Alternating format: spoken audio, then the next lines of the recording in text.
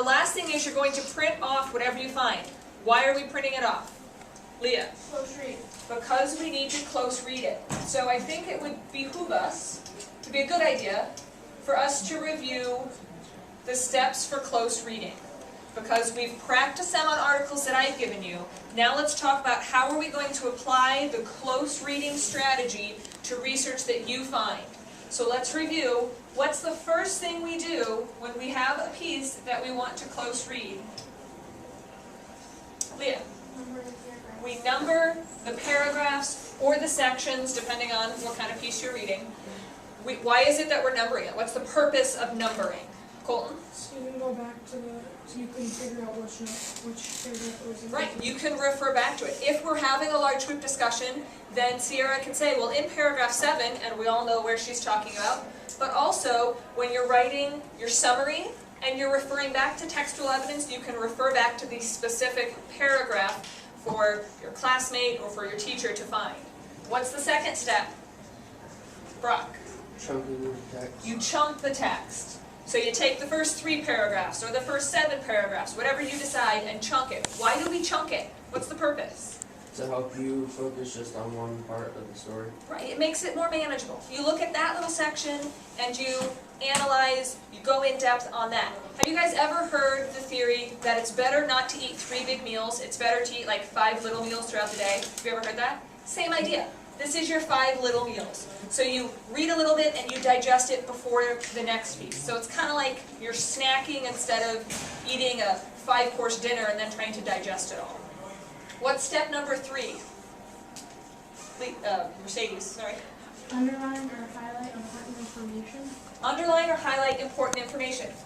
We've talked about this. How do you know these sources are all different for all of you. How do you know what's important?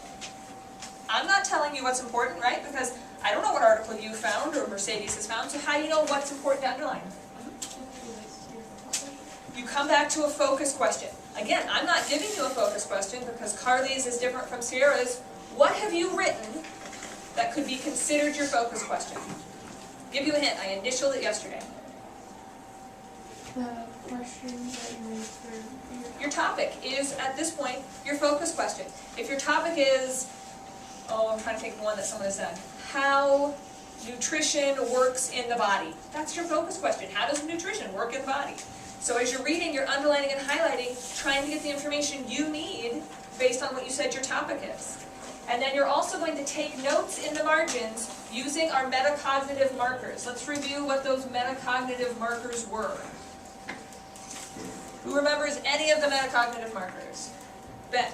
Asterisk. An asterisk or a star, which meant? Just a broad statement that relates to a big idea. Big idea, yep. And remember how we said it's good to label those big ideas? So instead of just having an asterisk and writing big idea number 1, whatever that big idea may be. So that when you go back, you can find, oh look, there's all of those big ideas that related together. What's another one? The double question mark. Double question mark, which means what? To refer back. Like, give a clue what it means. Right, double question mark is you going, what? I don't understand this. Question you need to ask in a discussion. In the case of an article, maybe it's a question you ask a classmate, maybe you come ask me. It's clarification that you need. What's another one, Sarah? An exclamation mark, which means? Something interesting. It's good for some reason. It's good writing. It's an interesting fact, not a big idea, but something noteworthy. And our last one, Leah? Single question mark. Single question mark, which meant? Possible. A discussion question, something you want to bring up in class, or in this case, something you might want to focus on in your paper. So we use our metacognitive markers in the margins, but we're still taking notes. Because if you just have an exclamation mark, it's the same thing as just underlining. If you underline or highlight without notes, you're just saying, oh, this is important. Oh, this is important.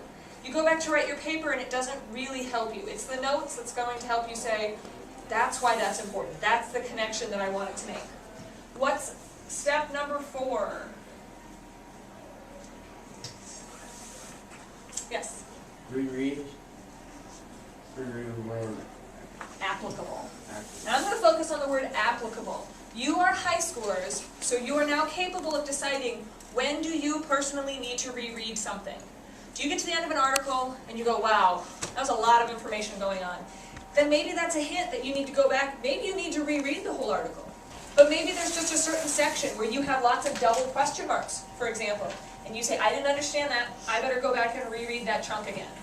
Or lots of big ideas, and you say, I think this is going to be helpful in my paper, I'm going to reread that section.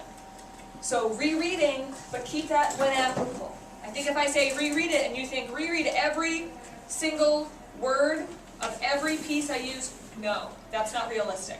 What's realistic is you start deciding when you need to go back and do a little rereading. And what's our last step? Carson. Writing an objective summary using the textual evidence. Right, we're going to write an objective summary using textual evidence. Remind me what objective means. Yes? Non-opinionated. No opinions, it's the facts. This is what the article was about. And remember, if you're in doubt, go back to the one we wrote together as a class and use that as an example. How long was it? How much textual evidence does it have? What did it sound like for it to be objective? You know, how we avoided personal pronouns. I think, in my opinion, I feel. We avoided all of that. And you're going to use the textual evidence from those paragraphs that you've underlined and marked in the summary. And you know why this is especially helpful now? Because let's say you have 3 sources, and you write a paragraph for each source in your own words, you've thought about it, and you're using evidence. Where can you use that paragraph now? It's in your own words, you're using evidence. Yes? Use it in your paper, absolutely. It's already in your own words, you're not plagiarizing. What have you done? Remember when we talked about synthesizing information? How we read it, we think, and then we put it in our own words? You're not skipping that step because you had to already do it for your objective summary. So use that, put that in your paper, there's no reason not to. That's why the close reading aspect is so important when you're researching. It's going to help us avoid that dreaded P word, which is what? Plagiarism. Plagiarism's difficult. Close read, go through this process accurately, you won't have a problem with plagiarism. As long as you're making sure you're giving credit to the evidence that you use, your in-text citations, which we'll work on. As long as you give credit, you don't have to worry about plagiarizing because you've already thought about it, okay?